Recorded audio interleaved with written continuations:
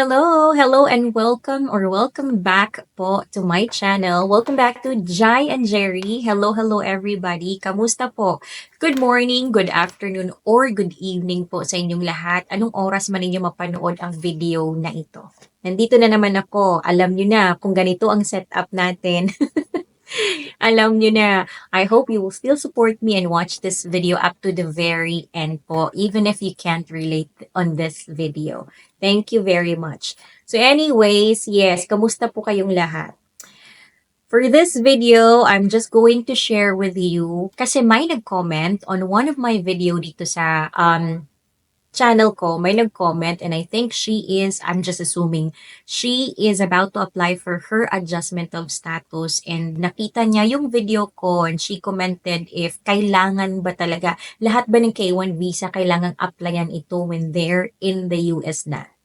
I've already, parang na-explain ko niya siya sa isang video so siguro hindi pa niya nakita. But anyways, this is the right time for me as well kasi hindi ko to napaliwanag ng maayos and I also don't have a video about this. I have a video of the I-485 and the I-765, the employment authorization. I applied for this as well but wala pa akong nagawang video and this is not the first time that I receive this kind of comment. So, I will be sharing with you sa nalalaman ko lang din naman po sa research ko nung nag-apply ako nito. I-share ko lang din po yung nalalaman ko sa inyo. So for this video, I'm going to share with you what is the Form I-131 or the travel permit or yung tinatawag nila na advance parole or re-entry permit. Kailan mo ba needed ito or necessary ba talaga na mag-apply nito ang mga K1 visa filer na nandito na sa US? Kailangan din bang applyan ito? Necessary ba siya? So, if you're new to my channel, mag-subscribe na po kayo para hindi kayo huli sa mga balita. Sa mga balita, no? Sa balita and sa update po, I post videos about K1 visa. Subscribe now, click the bell button para ma-update kayo every time I have an upload about K1 or AOS po. And sa mga hindi pa po nakakakilala sa akin, just a quick intro. My name is Jai. I am originally from the Philippines, but I live now in Florida. I got here through a K1 fiancé visa, and right now I am a green card holder under 2 years conditional po. Lahat po yan, lahat po ng process DIY. That's why I share videos dito po sa aking channel. I have a playlist of K1 visa videos and adjustment of status. Sinishare ko po yung personal experience ko, yung nalalaman ko about the processes para mas marami pa akong matulungan. So please help me share this video sa mga kakilala niyo po na mga K1 visa filer or nag-a-adjust or is about to apply for their adjustment of status dito po sa US para may guidance po sila. Yung mga nagdi-DIY para may at least may guidance sila kung ano yung maggagawin, may idea sila sa a-applyan nila kahit papaano makatulong man lang po tayo. So please help me share this video. Don't forget to give it a thumbs up. I-like nyo na po ngayon na and please subscribe to my channel. And also, please visit USCIS official USCIS website. That's uscis.gov, travel.state.gov, usembassy.gov, and ustraveldocs.gov. Those are the official website of the US visa processes. Always check those website po kasi yung mga question ninyo, nandun na rin po yung mga sagot. All you have to do is lang, basahin lang talaga. It takes time. Kailangan talaga ng time para basahin yung mga bagay-bagay sa website po nila. But mostly talaga, nandun lang talaga po yung sagot sa mga tanong ninyo. So just a disclaimer, I am not affiliated with any government agency nor working as an immigration attorney. I am not a professional or a legal expert. I'm only sharing based on my personal experience and my research po as a DIY filer or do-it-yourself. Ako lang po lahat nag-gather ng documents ko regarding this process, this visa application po, ako lang po lahat nag-gather ng documents, nag-submit ng application namin. So, I share what I learned from the process as well. Kung ano yung nalalaman ko, yung personal experience ko, sinishare ko din siya through video. So again, please visit my YouTube channel. Nandyan na po lahat. So, ayun na nga. Somebody commented on one of my video, on this specific video. So, I guess she is about to apply for her adjustment of status. And then, sabi niya dito, si Miss Patricia, sabi niya, ano po itong travel parole? Lahat ba ng K1 visa need ng travel parole? Sana mapansin. Thanks. So, ito na. Ginawan ko na ng video para at least yung iba na nagugulan. Kasi this is not the first time, again, this is not the first time na may nagtanong sa akin nito. And hindi ko rin siya actually, nung nag-apply ako ng visa, hindi ko rin siya na-explain yung part na ito.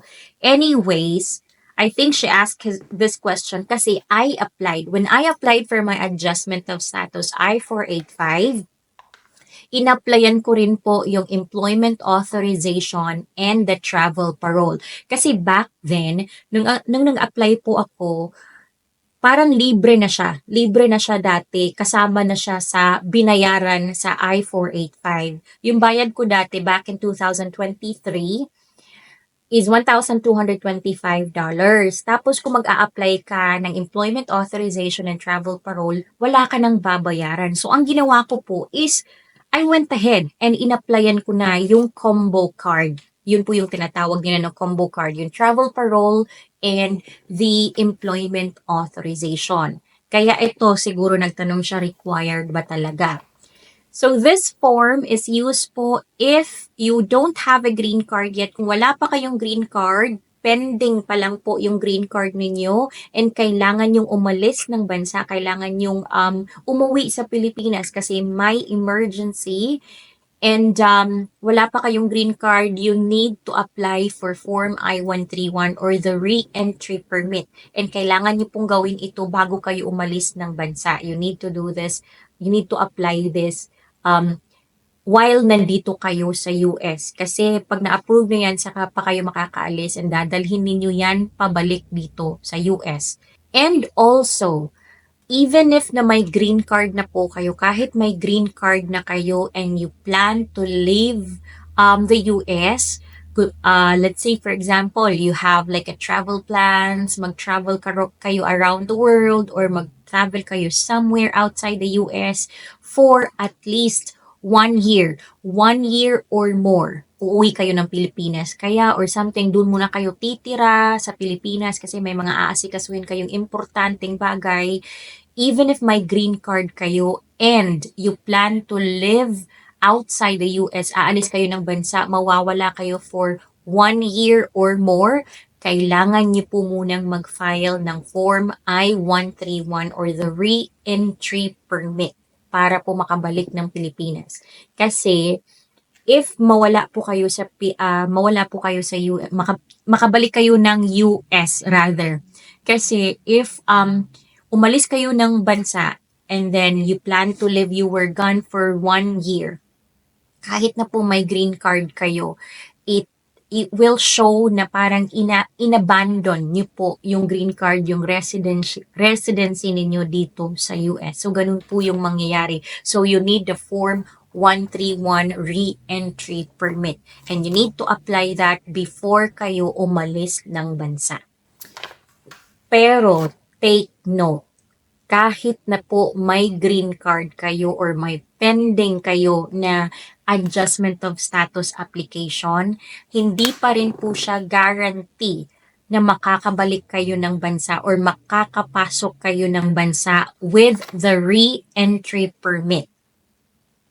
So, kahit na may green card na kayo and then mag-travel kayo around the world or anything and then or tumira kayo, doon muna kayo sa Pilipinas titira, hindi po siya guarantee. It says here na hindi po siya guarantee na makakapasok kayo ng US. Depende pa rin po yan sa CBP or the Customs and Border Protection and the DHS or the Department of Homeland Security. Nasa kanila pa rin po ang discretion, nasa kanila pa rin po ang desisyon kung papapasukin kayo sa bansa or hindi. You will still be inspected. Kailangan niyo pa rin pong mag-go through sa process, security process, and all of that. But then again, nasa kanila po ang desisyon kahit na may re-entry permit kayo. So, take note about this. So, that's it. Yun po yung I-131 and kung saan niyo po siya magagamit if you're a K-1 fiancé visa filer. Again, sana, hopefully na na-explain ko siya ng maayos po sa inyo. At least, kahit papaano ay nabigyan ko kayo ng linaw with regards to Form I-131. And then again, you can always check USCIS website, uscis.gov. Nandun na po lahat. Search what is Form I-131 or Form 131. Doon niyo po mababasa lahat ng information na kailangan niyo pong malaman about 131. If you want more information, visit uscis.gov. Doon niyo po siya mahahanap. So, ano pa ba? That's it for this video. Isingit ko lang to kasi matagal na rin kasi ito. I said on my last video, diba, I'll be sharing about I-129F. So, isisingit ko lang to. I-129F will be in my next video. So yes, thank you very much everybody. Maraming salamat po. I hope kahit papaano nabigyan ko kayo ng linaw on this ano ba talaga ito? Ano ba talaga yung Form I-131? So maraming salamat po. Again, please like this video. Please share this video to anyone you know. I also have other videos about adjustment of status and K-1 visa. Visit Giant Jerry, go to playlist, and sa playlist po may makikita kayong album title, K-1 visa, and AOS step-by-step guide and tips. Nandyan na po lahat. And this is based from on my personal experience po as a DIY filer. So, please, don't forget to subscribe. Click the bell button para ma-notify kayo on my next upload, mga updates, especially right now na 2025 na. Marami na pong nangyayari, marami ng mga updates soon. So, thank you everybody. Thank you very much. Thank you for watching. And, yes. Ano pa ba? May nakalimutan pa ba ako? So, thank you very much everybody for watching. I hope to see you in my next video. Bye!